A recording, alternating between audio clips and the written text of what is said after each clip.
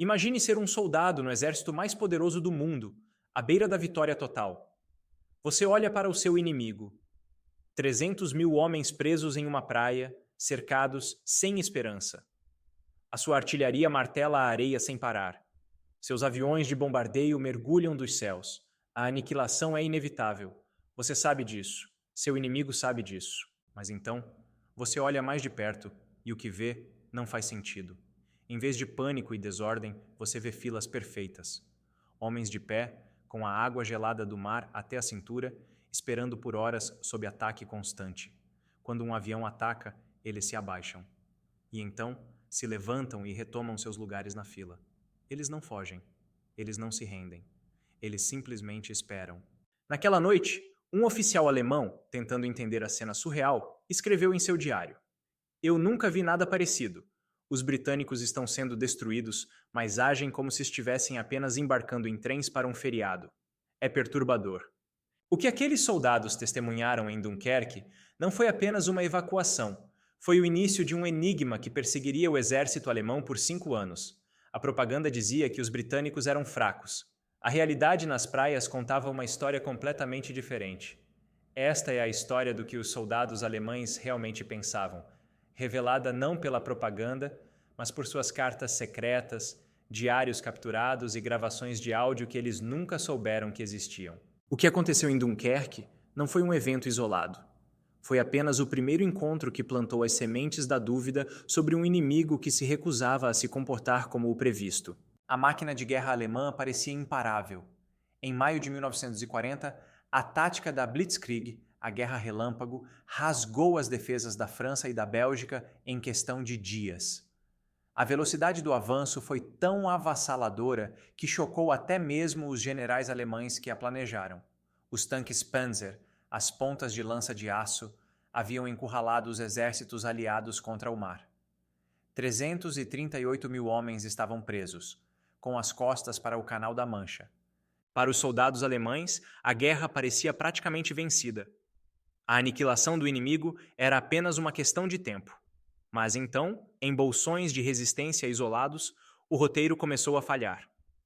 No porto de Calais, o brigadeiro Claude Nicholson e seus 4 mil homens receberam uma ordem que era, na prática, uma sentença de morte. Winston Churchill foi claro: não haveria evacuação. Eles deveriam lutar até o fim, e foi o que fizeram. Por 4 longos dias, essa pequena guarnição resistiu a uma divisão Panzer inteira, uma força esmagadoramente superior. Nas cartas que enviaram para casa, os soldados alemães não falavam de uma vitória fácil. Falavam com uma mistura de frustração e espanto sobre a teimosia dos britânicos. Um sargento alemão escreveu que demorou 3 vezes mais do que o previsto para tomar a cidade, porque os defensores lutavam por cada casa, cada quarto, cada centímetro de terreno, mesmo quando a esperança já não existia. O mesmo padrão se repetiu em Arras. Ali, um pequeno contra-ataque de apenas 74 tanques britânicos atingiu o flanco alemão. Em termos militares, era uma força insignificante, mas o impacto psicológico foi imenso. Por várias horas, o comando alemão, incluindo o lendário Erwin Rommel, acreditou estar enfrentando uma grande ofensiva inimiga. Rommel, o mestre da guerra de movimento, admitiria mais tarde que aquele foi o momento mais crítico de toda a campanha. Por um instante, o caçador se sentiu como a caça. Esses atos de resistência feroz e aparentemente suicida não mudaram o resultado da Batalha da França, mas mudaram a mentalidade alemã. Eles plantaram uma semente de dúvida. Se os britânicos podiam lutar com tanta ferocidade mesmo à beira da aniquilação, do que mais seriam capazes?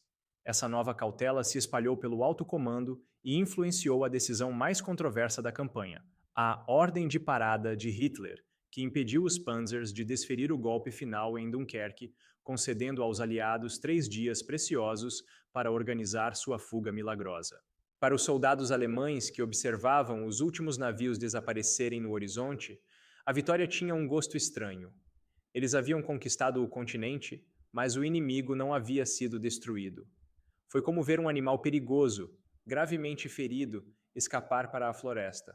Havia uma certeza incômoda de que um dia ele voltaria para lutar. E ele voltaria, Mas o próximo campo de batalha não seria nas cidades da Europa, e sim sob o sol implacável de um lugar totalmente diferente: o deserto. O cenário da guerra mudou. As cidades em ruínas da Europa foram trocadas por um oceano de areia infinito e impiedoso. A partir de fevereiro de 1941, o norte da África se tornou o novo tabuleiro de xadrez, e um novo jogador entrou em cena: o marechal de campo Erwin Rommel e seu Afrika Korps. Aqui, o inimigo não era apenas o homem do outro lado da mira. O verdadeiro adversário era o próprio deserto. Um lugar de extremos brutais, com temperaturas que podiam cozinhar um homem dentro de um tanque durante o dia e congelá-lo durante a noite. As tempestades de areia, chamadas de Ghibli, apareciam sem aviso, reduzindo a visibilidade a zero e destruindo os motores mais resistentes. Nesse inferno compartilhado, algo estranho aconteceu. Uma forma de respeito começou a florescer entre os inimigos. Os soldados alemães chamavam a campanha de Krieg ohne Hass, a guerra sem ódio. Era um conflito entre profissionais. O ódio ideológico e racial que envenenava a frente oriental não existia aqui. Rommel, a raposa do deserto, insistia pessoalmente que os prisioneiros britânicos fossem tratados com humanidade e esperava a mesma cortesia em troca. Longe dos olhos de Berlim, as regras da cavalaria que pareciam mortas ainda respiravam no ar seco do deserto. Foi nesse ambiente que Rommel formou sua opinião mais famosa sobre seus oponentes. Em suas cartas e relatórios, ele descreveu os soldados britânicos como leões liderados por burros. Para ele, o soldado comum era magnífico, corajoso, determinado e incrivelmente teimoso na defesa. Um verdadeiro leão. Mas seus generais, na sua visão, eram os burros, excessivamente cautelosos, lentos para tomar decisões e presos a um manual de regras que não se aplicava à guerra fluida e veloz do deserto. E esse respeito era mútuo. A reputação de Rommel cresceu tanto entre as tropas britânicas que seu próprio comandante, Claude Auchinleck, teve que emitir uma ordem proibindo seus oficiais de se referirem a Rommel como um mago ou bicho-papão, temendo que o mito em torno do general alemão estivesse desmoralizando seus próprios homens. O respeito entre inimigos é um dos fenômenos mais fascinantes da história. Você conhece outra história assim, de qualquer conflito, onde adversários mortais desenvolveram admiração mútua?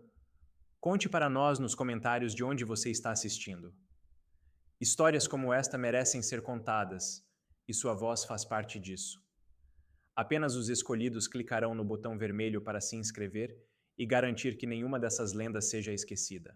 Essa estranha dinâmica de soldados corajosos sendo contidos por um comando cauteloso seria levada ao seu limite absoluto, testada em um único e poeirento ponto no mapa. Um porto líbio sitiado que se tornaria um símbolo eterno de resistência e teimosia. Um lugar chamado Tobruk. Por 241 dias, o porto de Tobruk foi uma ferida aberta no flanco de Erwin Rommel. Em 1941, enquanto seu Afrika Korps avançava pelo deserto, esta pequena guarnição de tropas australianas e britânicas se recusava a cair. A propaganda em Berlim os chamava com desprezo de ratos presos em um buraco. Os defensores ouviram o insulto e o abraçaram como uma medalha de honra, orgulhosamente se autodenominando os Ratos de Tobruk. Para os soldados alemães que recebiam ordens para atacar aquelas defesas, a experiência era um pesadelo. Em suas cartas, eles não descreviam ratos, mas fanáticos. Um oficial escreveu que atacar Tobruk era como atacar uma parede feita de baionetas. Cada assalto custava mais do que valia. A frustração de Rommel era mais do que apenas orgulho ferido. Era um problema logístico mortal. Sem o porto de Tobruk, suas linhas de abastecimento se estendiam por mais de 1.500 quilômetros de deserto, constantemente assediadas por aviões britânicos. Cada litro de combustível, cada caixa de munição, cada ração de comida tinha que fazer essa jornada perigosa. Tobruk era uma adaga apontada para essa jugular. Mas o que acontece quando a coragem obstinada encontra não apenas a tática, mas uma força industrial que pode escurecer o céu e fazer a terra tremer? Em outubro de 1942, a resposta chegou. O novo comandante britânico, Bernard Montgomery, não era um gênio arriscado como Rommel. Ele era um planejador metódico, um esmagador. E ele havia acumulado um poder de fogo que o deserto jamais vira. Mais de 1.000 tanques contra menos de 500 do eixo. Mais de 1.000 peças de artilharia e superioridade aérea completa.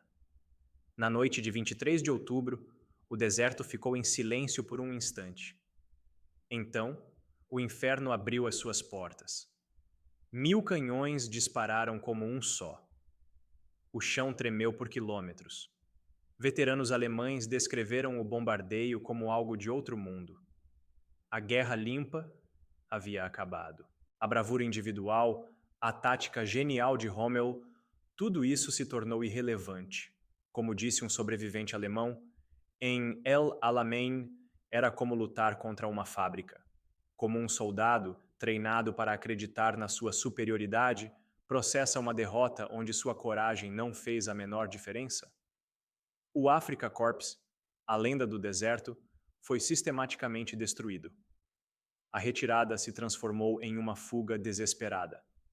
A guerra na África estava perdida para os alemães. O eco daquela batalha ainda ressoava no deserto quando os generais alemães capturados embarcaram em uma jornada para longe da areia e do aço.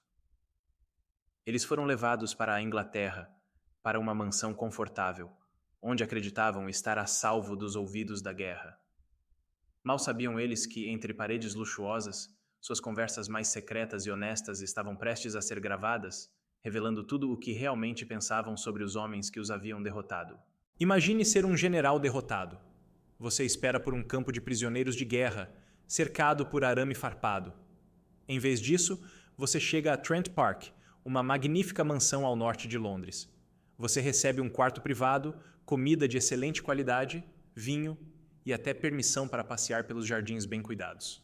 Um oficial britânico, que se apresenta como um aristocrata, garante que o próprio rei George VI ordenou que vocês fossem tratados com a dignidade correspondente à sua patente. Vocês relaxam. Vocês acreditam estar em um clube de cavalheiros longe da guerra. E vocês começam a falar. Vocês falam sobre estratégias, sobre seus erros e acertos. Falam sobre seus líderes. E o mais importante, falam abertamente sobre seus inimigos. O que esses generais não sabiam era que estavam no centro de uma das operações de inteligência mais sofisticadas da guerra. Cada luminária, cada lareira, cada vaso de planta continha um microfone oculto. Até mesmo as árvores do jardim estavam grampeadas. E no porão daquela mesma mansão, uma equipe de ouvintes secretos trabalhava dia e noite. Eram refugiados judeus que haviam escapado da Alemanha nazista. Homens e mulheres que haviam perdido tudo. E agora, em uma reviravolta do destino, ouviam e transcreviam os segredos mais íntimos dos homens que serviam ao regime que os perseguira. Ao longo da guerra, eles produziram mais de 150.000 páginas de transcrições. O que eles ouviram foi ouro puro.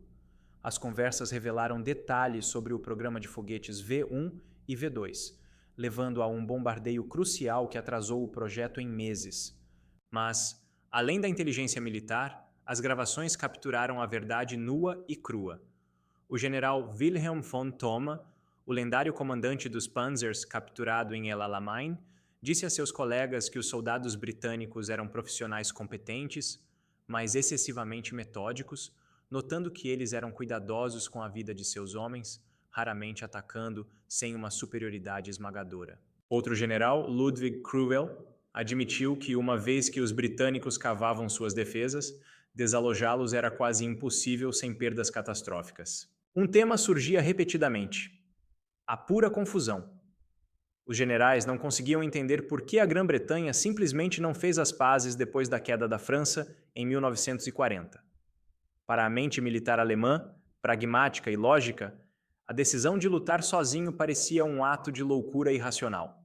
Eles subestimaram completamente a determinação britânica. Mas os generais em Trent Park estavam falando sobre o soldado britânico convencional, o soldado que lutava em batalhões e seguia as regras. Lá fora, nos territórios ocupados, havia outro tipo de soldado britânico, um que não seguia regras, um inimigo que se movia nas sombras que não provocava análise, mas puro medo.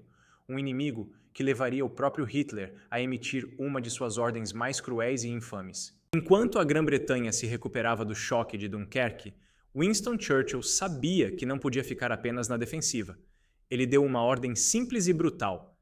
Era hora de incendiar a Europa. Assim nasceram os comandos, unidades de elite treinadas para atacar o inimigo em seu próprio território. No início, eram ataques pequenos, quase insignificantes em termos estratégicos, contra a costa da Noruega e da França. Mas eles conseguiram algo que nenhuma grande batalha havia conseguido. Eles feriram o ego de Adolf Hitler. A ideia de que pequenos grupos de britânicos podiam desembarcar, causar estragos e desaparecer na noite era um insulto pessoal à sua fortaleza europeia. A ameaça evoluiu rapidamente. No deserto do norte da África, um jovem tenente chamado David Stirling teve uma ideia radical.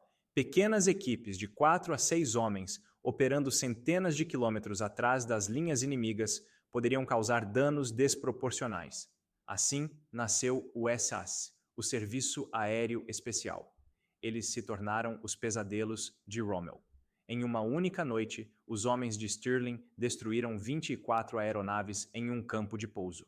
Ao longo da campanha, estima-se que eles tenham destruído entre 250 e 400 aviões alemães e italianos.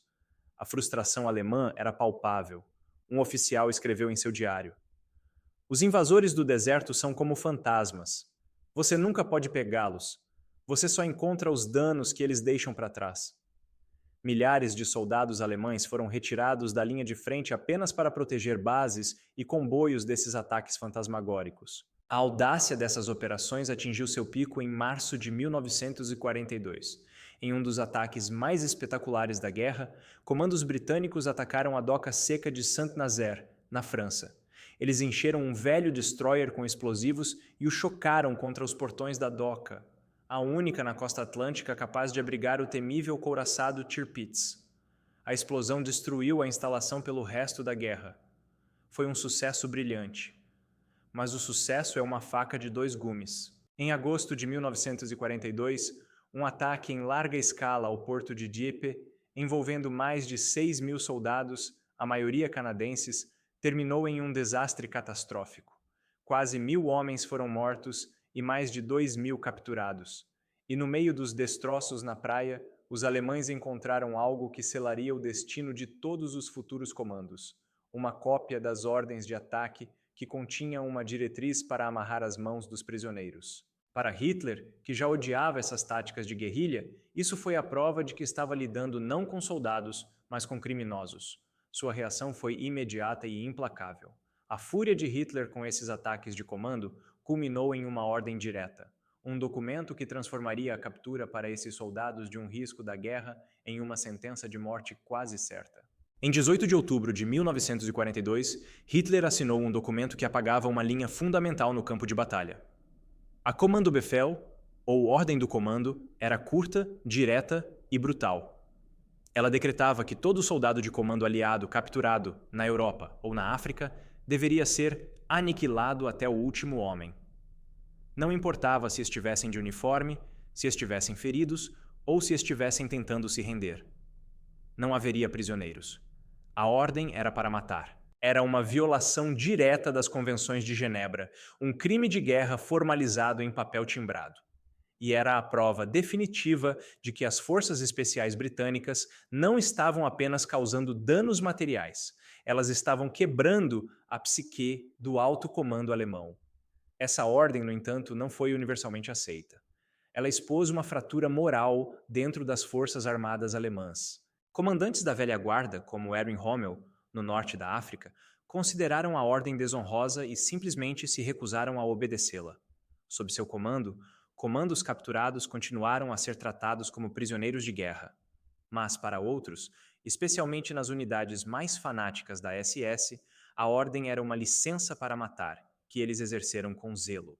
A vida de um soldado de elite capturado tornou-se uma loteria macabra, dependendo inteiramente de quem o encontrasse primeiro. O que isso significou para os homens que iam para essas missões? Significou que a rendição deixou de ser uma opção. Lutar até o último homem ou escapar a qualquer custo eram as únicas alternativas. Paradoxalmente, a ordem de Hitler para aniquilá-los os tornou ainda mais perigosos, mais desesperados. Dezenas de comandos britânicos, americanos e de outras nações aliadas, capturados entre 1942 e 1945, foram levados para florestas ou porões e executados em segredo. Seus corpos foram enterrados em valas sem marcação. Após a guerra, nos julgamentos de Nuremberg, a ordem do comando foi apresentada como prova de crimes contra a humanidade. Oficiais que a seguiram foram condenados e alguns enforcados. A existência dessa ordem é o testemunho mais sombrio do medo que esses poucos homens corajosos inspiraram no coração do Terceiro Reich. O soldado britânico evoluiu de uma força que escapou por pouco da destruição em Dunkerque para um exército profissional que dominou o deserto e agora para uma força de elite sombria que aterrorizava o inimigo em sua própria casa. Mas todas essas batalhas, todos esses confrontos, eram apenas o prelúdio. O teste final estava por vir. E quando chegasse, os alemães não enfrentariam apenas alguns fantasmas nas sombras. Enquanto a guerra secreta contra os comandos atingia seu auge, os aliados preparavam a maior operação militar da história. Em 6 de junho de 1944, os alemães enfrentariam um exército britânico completamente transformado nas praias da Normandia. Na madrugada de 6 de junho de 1944, a muralha do Atlântico de Hitler foi rompida. Para os soldados alemães nas praias da Normandia, o dia D não foi uma batalha, foi um dilúvio. O poder de fogo naval e aéreo dos aliados era algo que eles nunca haviam imaginado. Um veterano alemão descreveu a experiência de forma simples. Era como lutar contra uma fábrica. O material bélico parecia infinito, mas em meio ao caos e à destruição, os relatos alemães também registraram com respeito profissional a precisão da invasão. As tropas desembarcavam, se organizavam e avançavam com uma eficiência fria. Este não era o exército que havia escapado por pouco em Dunkerque. Este era o produto final de 4 anos de aprendizado, dor e evolução. A batalha pela Normandia foi um moedor de carne. Nos campos e sebes ao redor da cidade de Caen, os britânicos enfrentaram o melhor que a Alemanha ainda tinha a oferecer, as divisões Panzer de elite da SS. Os combates foram brutais. Os alemães admiravam a teimosia dos defensores britânicos, mas também notavam a metodologia de seus ataques, sempre apoiados por uma artilharia devastadora e pelos temidos caças-bombardeiros Typhoon, que os soldados alemães chamavam de Jabus e consideravam a arma mais aterrorizante do campo de batalha. Décadas depois, quando a poeira da história assentou, os veteranos alemães que sobreviveram pintaram um retrato notavelmente consistente de seu antigo inimigo. O soldado britânico era duro, disciplinado e incrivelmente teimoso. Sua artilharia era de primeira classe. As críticas também eram consistentes. Seus líderes eram muito cautelosos, suas táticas muito previsíveis. Eles distinguiam claramente os britânicos dos americanos, que viam como amadores entusiasmados, que aprendiam rápido, mas pagavam com sangue, e dos soviéticos, contra quem travaram uma guerra totalmente diferente, uma guerra de extermínio, sem regras e sem misericórdia. A prova final e mais poderosa desse respeito veio no crepúsculo da guerra. Quando o Terceiro Reich desmoronou, exércitos alemães inteiros abandonaram suas posições na frente oriental e correram para o oeste, desesperados para se render aos britânicos ou americanos. Eles sabiam que, com os soviéticos, a captura poderia significar uma execução sumária ou uma morte lenta em um gulag. Com os aliados ocidentais, eles sabiam que seriam tratados como prisioneiros de guerra, como profissionais derrotados. Essa escolha, feita por centenas de milhares de homens, diz mais do que qualquer relatório de batalha. De Dunkerque ao dia D, a percepção alemã do soldado britânico foi uma jornada de surpresa, frustração e, finalmente, um profundo respeito profissional. Eles eram vistos como um inimigo digno, que lutava duro, mas de forma justa. Qual parte dessa história mais te surpreendeu? A disciplina em Dunkerque, a guerra sem ódio no deserto ou as operações secretas de Trent Park? Compartilhe sua opinião nos comentários, mesmo que anonimamente. Cada perspectiva enriquece essa memória. Se esta jornada pela história te cativou, por favor, curta o vídeo e inscreva-se para garantir que mais histórias como esta continuem a ser contadas. O respeito do soldado alemão pelo soldado britânico, conquistado em desertos e praias, talvez seja o elogio mais honesto e duradouro que qualquer combatente pode receber.